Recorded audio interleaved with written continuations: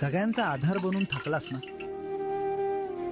घराचा कणा बनून मान ताठ ठेवलीस, पण आज तीच मान माझ्या खांद्यावर टेकवून रडावंसं वाटतंय ना.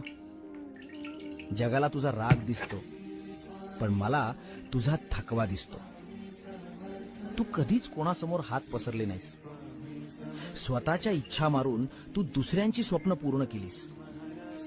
पण तुझ्यासाठी कोण रे? तुला कोणी विचारलं दमलास का? नाही ना.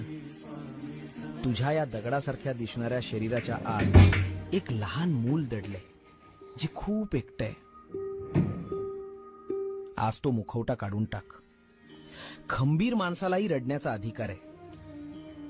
जगाचा भार वाहणारा तू असलास तरी तुझा भार वाहणारा मी आहे. शांत हो, भिवू नकोस. मी तुझ्या पाठीशी आहे.